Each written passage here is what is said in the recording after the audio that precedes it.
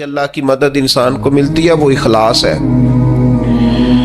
جو لوگ ریاکاری کر رہے ہوتے ہیں وہ تو دولت اور شہرت کے راستے پہ ہوتے ہیں، اقتدار کے راستے پہ ہوتے ہیں، راہ خدا پہ تو ہوتے ہی نہیں۔ تو راہ خدا پہ جو لوگ ہوتے ہیں انہیں مدد نصیب ہوتی ہے، اس کے لیے اپنی نیتوں اور اپنے ارادوں کو ٹھیک رکھنا، اپنی نیتوں کا وضو رکھنا بڑا ضروری ہوتا ہے۔ جن لوگوں کے اندر اخلاص ہوتا ہے انہیں اللہ کی مدد ملتی ہے۔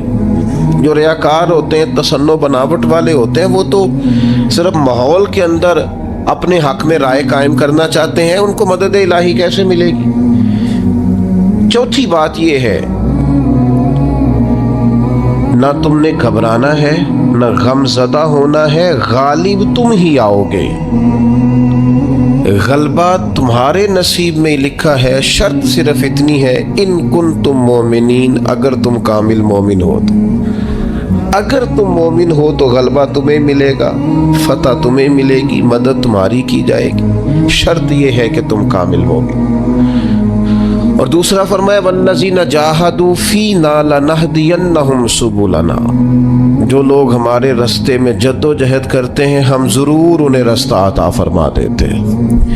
ایک تو کامل ایمان انسان کے پاس ہو، دوسرا اس میں جد و جہد ہو، ہمت ہو، کام کرے، کوشش کرے، بڑی جلدی تھک نہ جائے، بڑی جلدی ہار نہ مان جائے، بڑی جلدی گھبرا نہ جائے، بڑی جلدی وہ فیصلے کرنے میں تیزی نہ دکھائے، اس کے مزاج کے اندر جد و جہد ہو، کوشش ہو۔ کہ مدد ملتی ہے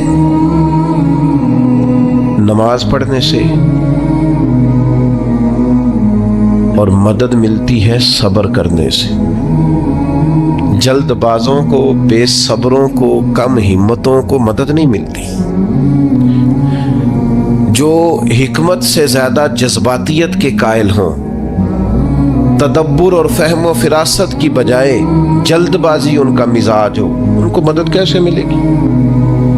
آپ میں ٹھہراؤ ہو، حوصلہ ہو، صبر ہو تو اللہ کی مدد آ جاتی ہے۔ قرآن مجید نے فرمایا یا ایھا الذین آمنوا استعینوا بالصبر والصلاۃ، اے ایمان والو صبر اور نماز سے مدد مانگو، یہ تمہارے مددگار ہیں۔ آپ نبی پاک علیہ السلام کی مقدس سیرت پاک کو دیکھیں، کوئی بھی وقت آیا تو حضور نے نماز پڑھی ہے۔ چاند گرہن ہو گیا، سورج گرہن ہو گیا، بارش نہیں ہوتی، زیادہ ہو رہی ہے، جنگیں ہو رہی ہیں، کوئی بھی موقع آیا ہے تو اللہ کے رسول نے مصلی بچھا لیا ہے۔ نفل پڑھیں، اللہ کے حضور حاضری دیں، محنت بھی کریں اور ساتھ نفل نماز ادا کریں اور صبر رکھیں۔ صبر تو اتنی بڑی نعمت ہے کہ ان اللہ مع الصابرین، صبر کرنے والوں کو نری مدد ہی نہیں ملتی، صبر کرنے والوں کو تو خدا ملتا ہے، اللہ صبر کرنے والوں کے ساتھ۔ تو یہ کام کریں گے تو اللہ کی مدد ملے گی۔ پھر اللہ کی رحمت اور مدد ملتی ہے ذکر کرنے والوں کو۔ حضور سید عالم علیہ السلام نے فرمایا جب لوگ ذکر کرنے کے لیے بیٹھتے ہیں تو اللہ کی رحمت انہیں گھیر لیتی ہے، پھر مدد ملتی ہے، رحم ہوتا ہے درود پاک پڑھنے والوں پر۔ ایک بار تو میرے محبوب پر درود پڑھ، تیرے اوپر 10 رحمتوں کا نزول کیا جائے گا۔ قانون خدا بندی یہ ہے کہ تو ایک بار محبوب پہ درود پڑھ، تیرے 10 گناہ معاف کر دیے جائیں گے، تیرے 10 درجے بلند کر دیے جائیں گے۔ تو پڑھیں درود، رحمت الہی میں نہا جائیں گے، اور پھر اللہ کی مدد ان لوگوں کو حاصل ہوتی ہے جو اللہ کی مخلوق پر رحم کرتے ہیں۔ مخلوق خدا پر جتنا دل بندے کا نرم ہوتا جائے، رحم والا ہوتا جائے، اتنی اسے اللہ کی مدد ملتی جاتی ہے۔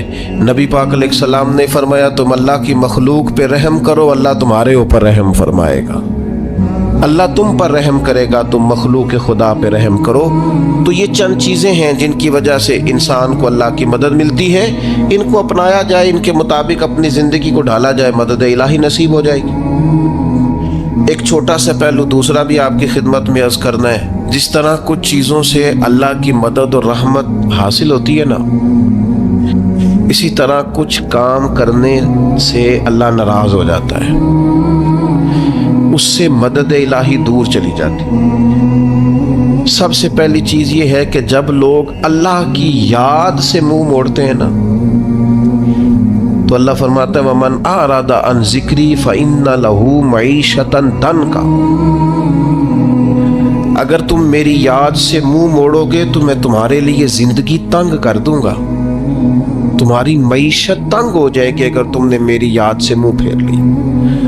اللہ کے ذکر سے اور اس کی یاد سے منہ پھیر کر فقط اپنے بازو کی قوت پر بھروسہ کرنا یہ کوئی عقل مندی اور دانش مندی کی علامت نہیں ہے۔ دوسری بات یاد رکھیں، جو لوگ بے یقین ہوتے ہیں نا، یقین کی دولت جن کے پاس نہیں ہوتی ان کے پاس بھی اللہ کی مدد نہیں ہوتی۔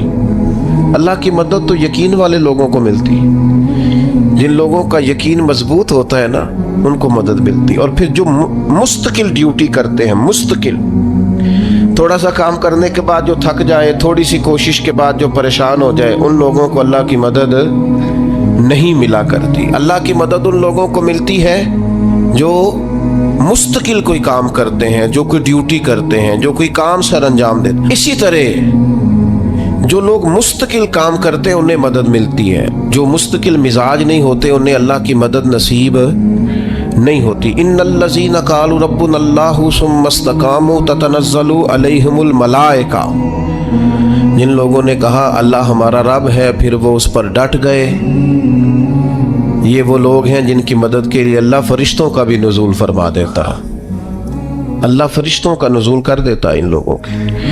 تو مستقل کام کرنے سے اللہ کی مدد ملتی ہے۔ تو جو لوگ مستقل مزاج نہیں ہوتے وہ اس سے معاذ اللہ محروم ہو جاتے ہیں۔ پھر ظلم سے اللہ کی مدد روٹ جاتی ہے، جب لوگ ظلم اور زیادتی کرتے ہیں پھر انہیں اللہ کی مدد نصیب نہیں ہوتی۔ کسی معاشرے میں بھی اگر ظلم عام ہو جاتا ہے تو وہاں سے رحمت الہی روٹ جاتی ہے۔ پھر اسی طریقے سے جو لوگ تسنع کرتے ہیں، ریاکاری کرتے ہیں، نبی کریم علیہ السلام نے فرمایا کہ اللہ قیامت کے دن کچھ لوگوں سے فرمائے گا ان سے جا کے اجر مانگو جنہیں دکھانے کے لیے تم نے عمل کیے تھے، میرے لیے تو کیا ہی نہیں، اللہ کی مدد روٹ گئی، ناراض ہو گئی۔ تو ایسے لوگوں سے بھی مدد الہی ناراض ہو جاتی ہے۔ پھر رزق حرام کے جو لوگ عادی ہو جاتے ہیں حرام کے، میرا رب قرآن مجید میں فرماتا ہے قل یا عبادی الذین اسرفوا علی انفسہم، اے محبوب فرما دو اے میرے بندو جنہوں نے اپنی جانوں پر ظلم کر لیے ہیں، جنہوں نے گناہ کیے ہیں، رب کی نافرمانی کی ہے، اپنی جان کو دوزخ کا معاذ اللہ سزاوار کر لیا ہے، جنہوں نے اپنی جانوں پہ ظلم کیے ہیں، میرے ان بندوں سے فرما دے کیا لا تقنطوا من رحمت اللہ، ان سے فرما دے کہ یہ اپنے اللہ کی رحمت سے نا امید نہ ہو۔ یہ تھی معافی۔ اور وہ جو میں نے کہا نا ذرا گردن جھکائے اور پھر پیشانی بھی چوم لے، بلا مثال و بلا تشبیہ آگے فرما ان اللہ یغفر الذنوب جمیعا، یہ اس ہونے والی اس موجودہ غلطی کی ہی بات نہیں، بے شک اللہ سب گناہوں کو معاف فرما دے گا۔ تو مالک یہ ایک دفعہ ہی ہوگا، یہ آج ہی رحمت آئی ہے، یہ کسی ایک مخصوص وقت، ایک مخصوص موقع یا کسی مخصوص تاریخ کے لیے ایسا ہے؟ فرمایا نہیں، انہو هو الغفور الرحیم، اللہ ہے ہی بڑا بخشنے والا اور رحمت فرمانے والا۔ یہ اس کریم کا ہمیشہ کا طریقہ ہے کہ وہ غفور بھی ہے اور وہ رحیم بھی ہے، معاف کر دیتا ہے۔ اور ان اللہ یغفر الذنوب جمیعا، بے شک اللہ سب گناہوں کو معاف فرمائے گا۔ مجھے بتائیے، ہانپتے کانپتے لرزتے سہمے ڈرتے کب کبھی وجود پہ طاری ہوئی بندے میدان محشر میں جمع ہو، انہوں نے خبر ہو کہ ڈائری تو کھل گئی، آڈیو ویڈیو تو چل گئی، پتہ تو سارا آ گیا، فرشتے دفتر اعمال لے کر پہنچ گئے، چھوٹی سی چھوٹی ذرے کے برابر بھی کوتاہی تو یہاں تک آ گئی، بندہ ڈرے کانپے اور اچانک آواز کرم آئے، ان اللہ یغفر الذنوب جمیعا، بے شک اللہ سارے گناہوں کو معاف فرمانے والا ہے۔ تو कैफियत क्या है, अंदाज क्या है, उस वक़्त इंसान के दिल को जो तसल्ली होती है वो तसल्ली क्या? इन्नल्लाह यगफिरुज़्ज़ुनूब जमीआ, बेशक अल्लाह सब गुनाहों को बख्श देता है। दोस्तों, शदीद बेसुकून, बेचैन, मुस्तरिब, उलझे ख्यालात, सख्त बीमार, सख्त कमज़ोर, माली मुश्किलात का शिकार लोग, जिस्मानी बीमारियों से लड़ने वाले लोग और रिश्तेदारों और अहबाब और इनकी बेवफाइयों का शिकवा करने वाले लोग, अगर इन सारी तकलीफ़ों से निकलना चाहें तो हल एक ही है, इधर उधर न देखें, अपने रब की रहमत की तरफ देखें, अपने करीम मालिक के करम पर तवज्जो करें और ये ज़हन बनाएं को कितना भी बीमार हो, जब रब शिफा देना चाहे कोई कितना। और फिर हुजूर ने एक बात इरशाद की, कुछ बातें ऐसी हैं जिनको बयान करते हुए ना गहराइयाँ सारी ख़त्म हो जाती हैं कि इससे ज़्यादा गहरी बात क्या हो सकती। रानाइयाँ और रंग सारे मान पड़ जाते हैं कि अब इसमें जलवे और कितने भरे जा सकते थे। सारी इंसान की सोचें और वुसअतें अचानक सिमटने लगती है कि यार इतनी बड़ी बात। ये ज़रा अंदाज देखिए हुजूर का बयान करने का। नबी पाक अलैहिस्सलाम फरमाते हैं, जब क़यामत वाले दिन अल्लाह उन लोगों को अजर अता करेगा ना जिन पर दुनिया में मुश्किलात आती रही, तो फरमाया वो लोग सोचेंगे कि ये तो मुश्किलात थोड़ी थी, काश कभी ज्यादा आ जाती ना, काश हमारे वजूद कैंचियों से काट दिए जाते।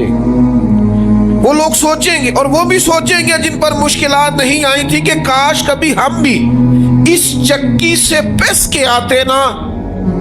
इससे ज्यादा भी कोई अजर हो सकता है कि रब कहता है इन्नल्लाह मास साबिरीन, जो मुसीबत पे सब्र कर दे अल्लाह उसके साथ है।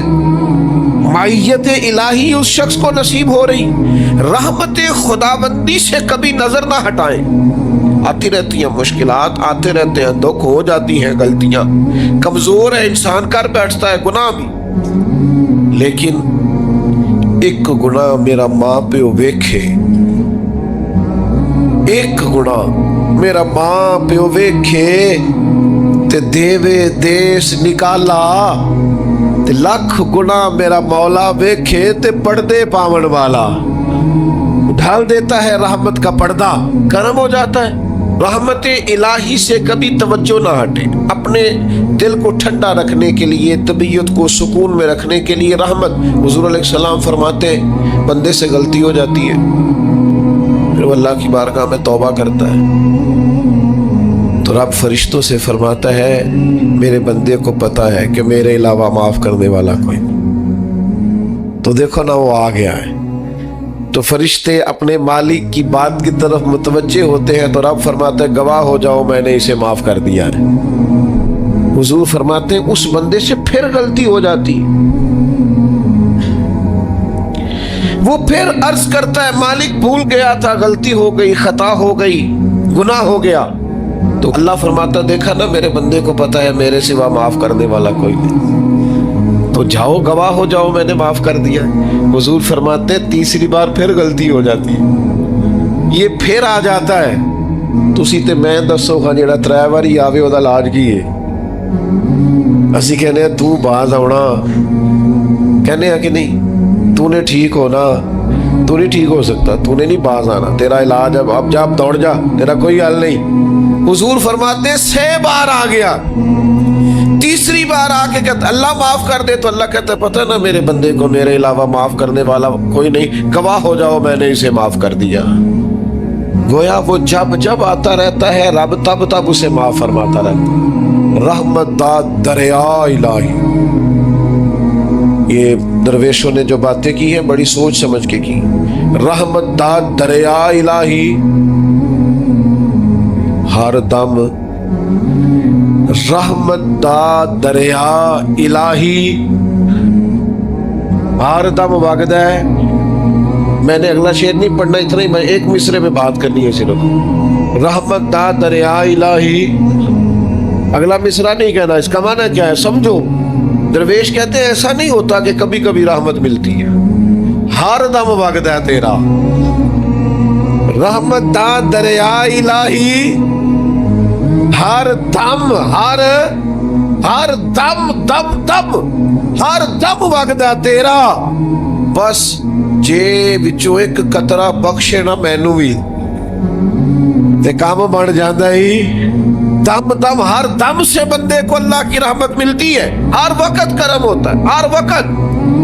اس کے لیے تو نہ کسی جگہ کی پابندی ہے، نہ وقت کی پابندی ہے، نہ یہ ہے کہ وہ اس وقت میسر ہے اور معاذ اللہ اس وقت میسر نہیں، نہ اسے اونگ آتی ہے نہ نیند آتی ہے۔ صبح بھی کرم، شام بھی کرم، وہ ہر وقت رحم ہی رحم فرماتا ہے۔ اور حضور فرماتے ہیں جب اس نے مخلوق بنائی تھی نا، اسی وقت اس نے اپنے عرش پہ لکھ دیا تھا، لوگوں میرا غضب زیادہ نہیں، میری رحمت ہی زیادہ ہے۔ جس نے بنانے سے پہلے کہا تھا، بنانے سے کروں شکر کتنا اور فخر کتنا کروں، تیرے کرم نے مجھے فائز المرام کیا اور بنا کے سید عالم کا امتی مجھ کو گناہ سے پہلے ہی بخشش کا انتظام کیا۔ جب حضور کا امتی بنایا تھا نا تو گناہ تو بعد میں کرنے تھے نا، امتی بنا کے بخشش کا بندوبست پہلے کر دیا ہے۔ بخشش کا بندوبست میں زیادہ نہیں کھول سکتا اس بات کو، غلطی بعد میں ہونی ہے، بخشش کا بندوبست پہلے۔ اور حضور فرماتے رب نے مخلوق بنائی تو یہ لکھ دیا کہ لوگوں یاد رکھنا غضب زیادہ نہیں ہے، رحمت ہی تمہیں کرم ہی زیادہ ملے گا۔ اچھا حضور نا کئی طریقوں سے اس رحمت کو بیان کرتے ہیں، کئی زاویوں سے، کئی مختلف انداز سے اللہ کے کرم کو لوگوں کے سامنے اجاگر کرتے ہیں۔ حضور علیہ الصلوۃ والسلام کے سامنے نا ایک جنگ کا موقع تھا تو ایک عورت کا بچہ گم ہو گیا۔ یہ نا ساری گھنٹیاں بچ جاتی ہیں اگر کوئی بچہ گم ہو جائے، جتنی گھنٹیاں ہوتی ہیں نا، دل کی بھی، روح کی بھی، کانوں کی بھی، ساری گھنٹیاں ہی، مطلب آپ فوری طور پر جو لٹک جاتے ہیں نا زمین آسمان کے بیچ کے، بچہ بڑی دیر سے مل ہی نہیں رہا، وہ جو ایک وقت ہوتا ہے نا وہ پل صراط پہ گزرتا ہے، یہ آسان ڈاکٹر کہہ دینا رپورٹ کرا لو مجھے فلانے سخت موذی مرض کا ڈر ہے، تو وہ رپورٹ کرانے کے بعد جو اس کے نتیجے کا انتظار ہوتا ہے نا، وہ جو کرب ہوتا ہے وہ خطرناک ہوتا ہے۔ آپ بات کو سمجھیں، انسان کو محسوس ہو کہ میرے جگر کا پارا، میرا ٹکڑا، میرا بیٹا مل نہیں رہا، تو کیفیات کا رنگ اور ہو جاتا ہے۔ یہ ایک وارفتگی ہے نا، بچے کے ساتھ پیار ہے۔ ایک جنگ کا موقع تھا، نبی کریم صلی اللہ تعالی علیہ وسلم تشریف فرما ہے، ایک عورت کا بچہ گم ہو گیا، وہ بڑی بے چین ہے، بڑی نڈھال ہے، بڑے کرب میں ہے، تڑپتی ہے، کبھی ادھر بھاگتی کبھی ادھر بھاگتی، کبھی اس سے پوچھتی کبھی اس سے سوال کرتی، تلاش رہی ہے اپنے بچے کو۔ تو یہ سارا منظر، یہ ساری تصویر لوگوں کی آنکھوں کے سامنے، تو اس کرب کو ہر شخص محسوس کر رہا تھا، اس کی کیفیت کو ہر آدمی اپنی آنکھوں سے دیکھ رہا تھا۔ اللہ کے حبیب علیہ الصلوۃ والسلام نے اس وقت جب لوہا پورا گرم ہو گیا، ذہن پورے تیار ہو گئے، تو محبوب نے ایک مسئلہ سمجھایا۔ حضور فرمانے لگے بتاؤ نا، اگر اس خاتون کو اس کا بچہ مل جائے جو اتنی تڑپ رہی ہے تو کیا اس بچے کو آگ میں ڈال دے گی؟ تو وہ کیفیت سارے دیکھ رہے تھے، مشکات میں حدیث موجود ہے۔ عرض کی یا رسول اللہ، سوال ہی نہیں پیدا ہوتا، اس کا جو درد ہے، اس کی جو تڑپ ہے، اس کی جو کیفیت ہے، وہ تو کچھ اور پتا دیتی ہے۔ تھوڑی دیر کے لیے بچھڑ گیا ہے تو اتنی تکلیف میں ہے، تو کجا یہ کہ وہ آگ میں جلا دے۔ جب ذہن یہاں تک تیار ہو گئے، لوگوں کا ذہن یہاں تک تیار ہو گیا، تو اب میرے کریم محبوب کی آنکھوں میں آنسو آئے۔ اب حضور نے رحمت الہی کا چھونکا لوگوں کو دیا۔ کریم فرمانے لگے جتنا یہ اپنے بچے سے پیار کرتی ہے نا، رب کریم اس سے بڑھ کر اپنے بندے سے محبت فرماتا۔ بس یہاں بات محبوب نے بند کر دی، یعنی فرمایا کھولتے رہنا۔ مانا کیا ہے کہ اگر یہ نہیں نہ دوزخ میں پھینکنا چاہتی اپنے بچے کو، تو رب بھی اپنے بندوں کو سزا نہیں دینا چاہتا۔ ساری زندگی کوئی رب کی عبادت کرے، ایک सजदा भी माज अल्लाह किसी बुत को कर दे, पिछली सारी बातें इकारत चली गई, मुशरिक हो जाएगा। एक मिनट की भी मिलावट दीन बर्दाश्त। समझौता कैसे कर लेते हैं लोग उसूलों पर? न करें समझौता। आप ज़रा खड़े होना सीखें, आप थोड़ा डटना सीखें, आप थोड़ा अपना मोराल बुलंद करें। आपका कुछ स्टेटस होना चाहिए, कोई मेयार होना चाहिए। अपने मकसद पर कभी भी कोई समझौता नहीं हो सकता, नहीं हो सकता। तो एक तो उसूलों पर समझौता नहीं, दूसरा धमकियों की परवाह नहीं। जिंदगी जो होती है ना, इसने बहरहाल ख़त्म होना होता है। तो अगर कोई शख्स अपने नेक, जायज़ और दीनी मकसद के रास्ते में धमकियों की परवाह करने लग जाए, वो ख्याल ही ना करे कि मैं दीन बयान कर रहा हूँ और फिर 2-4 बातें पूरी हुई नहीं और वो डर जाए, तो वो कमज़ोर पड़ जाएगा। 1, 2, 4, 5 मिनट के अंदर ब्लैकमेल हो जाते हैं लोग, कोई बर्दाश्त ही नहीं कर पाते, नतीजे उसके ठीक नहीं निकलते। ये काम भी कुफार ने किया।